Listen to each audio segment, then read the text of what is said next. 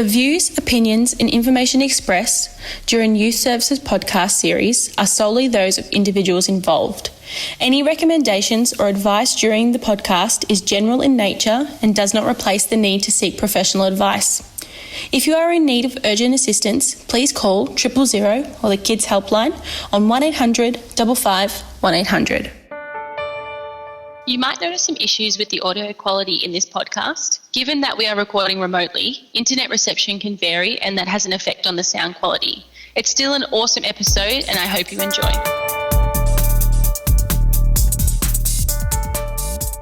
The City of Casey proudly acknowledges the traditional owners, Casey's Aboriginal communities and their rich culture, and pays respect to their elders past, present and emerging. We acknowledge Aboriginal people as Australia's first peoples and the traditional owners and custodians of the land on which we work and live.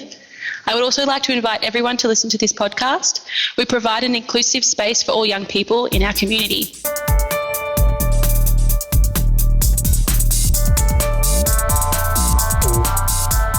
Welcome to our Casey Youth Services podcast. I am Ellie and I'm a youth worker for the City of Casey, and we are so happy to have Harleen and Sarah, who are both part of our amazing YAC committee. To kick this off, I want to know, what's your favourite outdoor activity? My favourite outdoor activity, especially during quarantine, will probably have to be going out for a walk or a run with my brother. Since there's nothing much to do, I guess, but yeah, just the casual walks around nature. It's been great. Yeah, and do you have some good walking tracks near you? To be honest, no, not really, but it's just great to get outside and feel the fresh air and stuff. Exactly, that's it. Yeah. How about you, Sarah? I've been trying super hard to just sit outside 24/7. I don't know if sitting's an activity, but let's just pretend it is. It is. But you're outside. I just don't want to miss it, right? The beautiful sun rays, kicking out on your camp chair, doing some personal admin. Oh, what a treat. There's nothing better than the sun, so all this rain is not helping me at all, but definitely I love getting outdoors and going for walks and for runs, and I cannot wait to be able to go to the beach in summer, so I'm super pumped for that. So true. Get us to the beach right now. I know. Get on a bus. All right, firstly, Sarah, can you tell us a little bit more about the YAC program and what's involved? But can you tell me, what does YAC stand for? For sure. So the YAC, or I like to call it the Yickety Yak, but that's just on the down low, so we don't publicly call it that. But the YAC is the Casey Youth Action Committee, so YAC Youth Action Committee.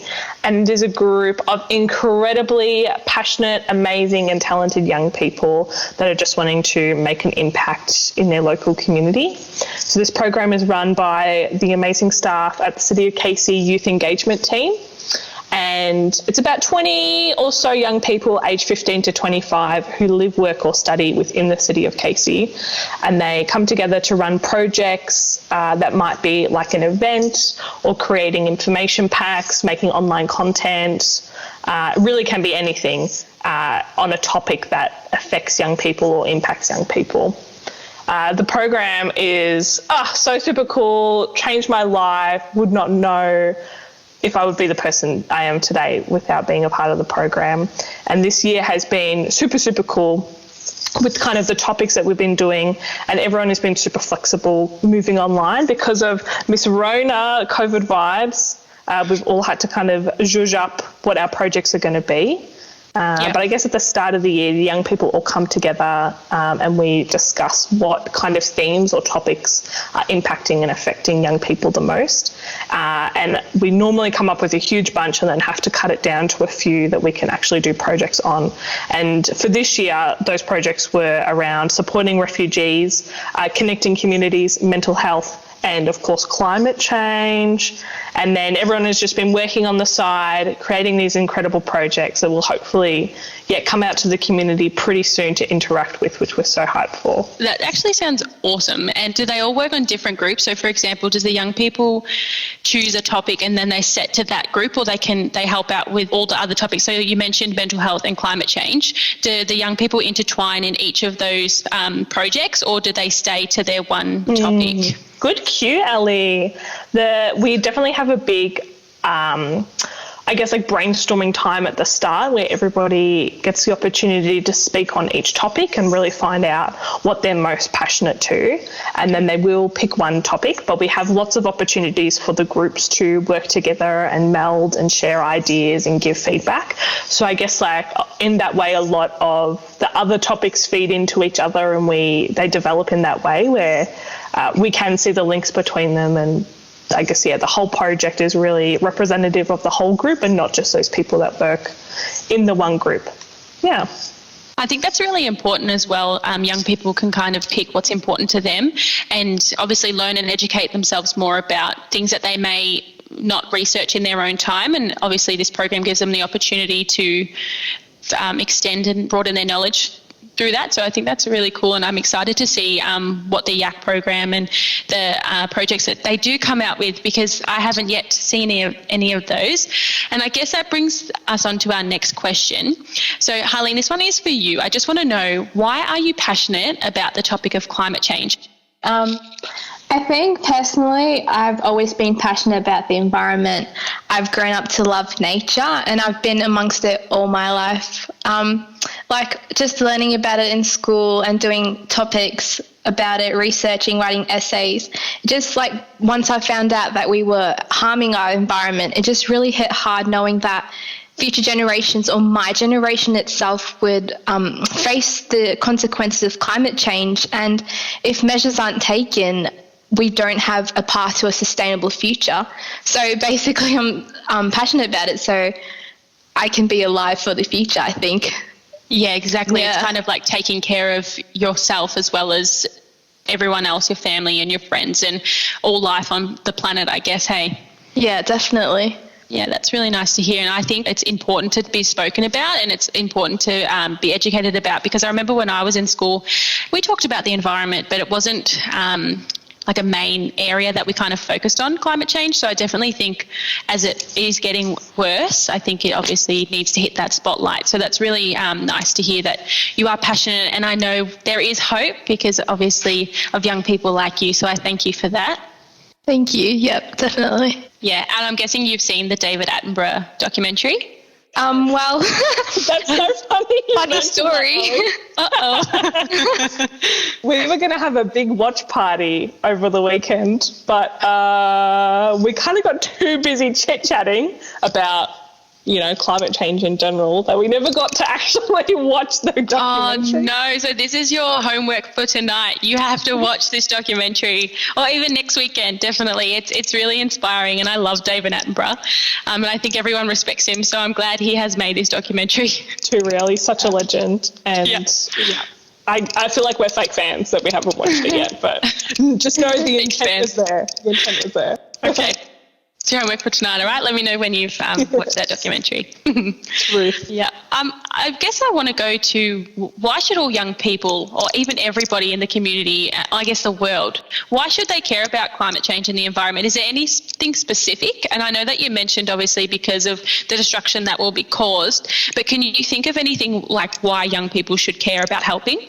Definitely. I think just caring for climate is a sign of caring for humanity. Yep. Like, it's one of the greatest existential crises of our lifetime. And if we're not worried about this impacting our future, our loved ones, our wildlife, where is our empathy just to like give the bare minimum for the survival of all living things? I remember specifically learning about this island in southern Louisiana called Isle de Jean Charles.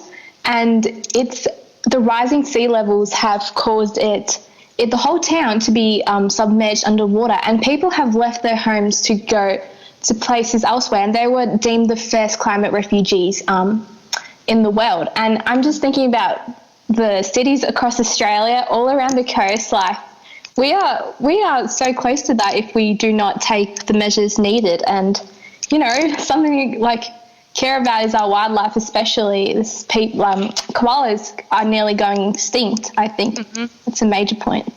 Yeah, exactly. I guess talking about that, obviously the land going submerged underwater, I always used to get really nervous about going to like different islands because I was worried that for some reason the land would go underwater. And I guess it's a point to be scared now. Like it could happen. Back then, probably not so much, but now it's a possibility. So I definitely think it's not even funny. I don't even know why I'm laughing. I think it's because I'm scared, but definitely we really need to think about it 100%. And you're right, the coastlines, we're so close to the water, we're so far away from the rest of the land, and you don't know what could happen in the 10, 20 years. So thank you for sharing that, and I'm hoping that people research. What was that island called that submerged? It's called Isle du Jean Charles. Perfect. All the listeners will have to look that up so they can get a little bit more information about it. Definitely, yeah. Can I add in there, Ali? I guess you our project group, like as a part of the YAC, our topic is climate change, the group that Harleen and I are a part of. And I guess our project is to make these 5 1-minute videos about topics related to climate change. The topics that we've chosen to do are sustainable lifestyle changes, fast fashion, talk about infrastructure in the city of Casey or programs and initiatives that people may not know about. We're also going to share some advocacy tips and talk about Indigenous influence and knowledge around climate change. And those topics we kind of felt, we've done a bunch of research and we've had so many incredible people come and speak to us. I guess it's for young people, sometimes it can be like out of sight, out of mind. If I can't see the world actually degrading around me, then I don't have to do anything. And hopefully these videos will be a bit of an education point and bring some knowledge around those topics and kind of the impact that is happening, and hopefully some tips and tricks on different changes that you can make. So we're hoping to look at things like composting, buying from like ethical stores, or even just buying and we talked a lot about how some of the changes maybe aren't accessible and affordable, especially for young people. But there are always alternatives. Yeah, and that you kind of weaned me onto my next question. Just kind of, can you recommend some small changes to young people can make each day to live more environmentally conscious? Yeah, well, there's loads of things I think you can implement to your everyday life. One is just like if you're going to school or going to work, you can catch public transport instead of using your own vehicle, like the carbon emissions are reduced from there. Or just eating less meat. So I am vegetarian. Just changing your diet, like cutting from beef to chicken, that's a huge amount of land that's been saved from deforestation and for cattle to be grazed and things like that. Or just planting your own fruit. That's a great way to be outside and just connect with nature, or just harvesting your own food and not using food that comes from overseas and stuff like that. But also knowing that individual change is amazing and we should be conscious of our consumption, but know that you should do as much as you can. But there are companies that have been found to make 70% of the world's greenhouse gas emissions since 1988. So obviously doing as much as you can, but also keeping in mind that it's not all up to you. And That's such a good point, Harleen. It's definitely about not one person doing the most, but lots of people just doing lots of different things. And I think putting pressure onto those big contributors is also a major part of creating a better environment for ourselves.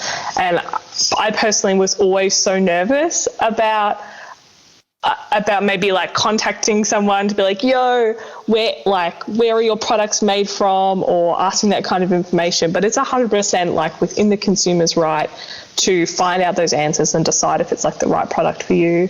Putting responsibility back on the maker of the product, instead of you having to hold all that guilt that just crushes us down every day.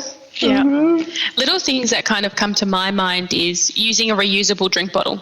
Don't buy your water bottles from the supermarket. Get a drink bottle that you can fill up. You can fill up it anywhere, most likely. There's taps everywhere. Or taking a keep cup if you're going to be buying a drink. Saying no to straws. Absolutely anything. Going to the bulk food stores. Obviously, it does get a little bit more pricey, but things like getting your nuts and like your seeds and things like that from there instead of buying packaged pasta, and there's all these little things that you can do to obviously be a bit more sustainable. But you've come up with some really great ideas, and I'm really hoping that some young people can kind of relate to that. But one of the major things for me is the drink bottles, 100%, and using your keep cups. And I know it's a little bit difficult at this time. Obviously, a lot of places aren't taking keep cups, but I'm sure very, very soon we'll be able to use them again. Can I ask, Harleen, like, what's like the next step for you, or like the next change that you want to make in your life? I reckon like trying to like live this like plastic-free environment life straight away is so tricky. Like, it's definitely, you just make small changes at a time. Have you got anything in mind that you're like trying to be better at or trying to do? Yeah, you're definitely right on going straight into the sustainable life. Like, there's steps to it. Something that I'm trying to do is actually starting from next year, I'm trying to catch the train to school, or just small little things like that, or just like making a compost bin and slowly transitioning into being vegan. And yeah, just like as Ellie mentioned, the packaging, and just being really mindful of how I consume. Yeah. So true. I was having an existential crisis last night about berries. Yeah. I just like, it's always one of those things, like no matter where you go, even if you go to like a farmer's market or something like that, they're always in packaging. And I'm like, do I just have to give up strawberries? Oh! It's really funny that you say that, because I was thinking the same thing. I'm like, why can't they just have a bin with all the strawberries in it and you just pick them out like they have the dates? Even with blueberries, because blueberries are so important for your diet, like all the antioxidants and things like that. And disclaimer, I'm not a nutritionist. Advocate out here. Yes, here we go. I'm just promoting them. But it's I think even talking about the diet, and I will say I'm not a nutritionist at all, but David Attenborough says to increase your plants, and Harley and I am plant-based, so I'm vegan. And even if vegetarianism is, it's a great thing. Like, I don't mind if anyone eats meat. Like, it doesn't bother me at all. But just increase your plants, or have a meat-free meal a couple of times a week. Like, you don't have to be a vegan. You don't have to be a vegetarian. You can help the environment and obviously help with the harvesting and the agriculture by just having a couple of meat-free meals a week. Yeah. Definitely. So there's little changes. Yeah, you don't have to think about big things. We can't change everything. We can only do little things. So you're right about putting pressure on yourselves. And I'm really glad that you touch on that point, because sometimes it does get a bit overwhelming. Yeah. Yeah. And I guess that takes me on to the last question is, do you believe that the topic of climate change affects people's mental health? And what are some things that you suggest to do to assist with that? Yeah, I think climate change is a very overwhelming topic, to be honest with you. Once I really got passionate about wanting to achieve climate justice, I had faced myself with like eco-anxiety, or like some people call it climate grief. I think the best way to tackle it is just to really reach out to people and let them know how you're feeling. And this may feel like it's out of your control, but like moving on from that conversation is to like harbor all your anxiety, your sadness, your frustration, your anger, and like really push it towards passion. I think that's a great way to make change. Like, personally for me, I had a downtime. I was like, whoa, what are we going to do? It's like nothing can happen. This is pessimistic outlook that I had. And it came to my mind that, okay, this is enough drilling over, or there's nothing's going to happen. It's time to like take it into action. So I joined the KC Youth Action Committee, and, you know, my life perspective has just been changed. The people I've met, the like-minded things that we've talked about, it's looking way better. And just for my mental health especially, I've just grown to be way more confident, way more optimistic, and just knowing that there's people that care and they feel the same way as you do. And obviously if you're like really drowning there, you can reach out to like Headspace or like your school counsellors, your family and friends and so forth. That's, such a good point, Harleen. Definitely finding yourself a group of like-minded people just to chat about what you're thinking about is so incredibly helpful and so supportive. Climate grief is a real is a hardcore real thing, and eco-anxiety. And I didn't really label it like that until joining this climate change group. And I think knowing that now has just made me feel better, I guess, tackling the issue or thinking about it holistically. And along with finding like-minded people, just like hanging out in some trees, give a tree a hug, tell it some stories, spend some time with the birds, like breathing beautiful, clean, fresh air. Those little things make a tremendous, tremendous difference. And it's so lame. Oh, it sounds so lame. It's not lame at all. It's not lame It's at so all. important though, hey? Yeah. Even like, I don't know, joining things to like clean up the beach, picking up your rubbish. Seeing rubbish on the ground makes me stressed too, because I think, oh no, that's going to go into like, it could be the wildlife, it could be in the oceans, and the ocean is so important obviously for the ecosystem. So there are a lot of things to think about, and it can get so overwhelming. So I guess from here, our suggestions to you are just take a breath. If it gets all overwhelming, just write down a list of the things that you want to help with. Instead of getting angry about it, find out ways to help, research ways to help. There are so many websites that you can go on for climate change, and we can link some in the description box. And we're definitely meeting with Mark, who works for the city of Casey, later in the week, and he's an environmental guru. So we'll be able to give you some suggestions on how you can help that way as well. I guess that wraps us up, and I just want to say I cannot thank you enough for being a part of this. And anyone in the city of Casey area, Sarah and Harleen are happy to answer any questions you may have. You can write in our description box, and you can find us on our social media platforms, and we can answer any questions you may have. Don't forget to subscribe to our channel. Have a good day and be safe.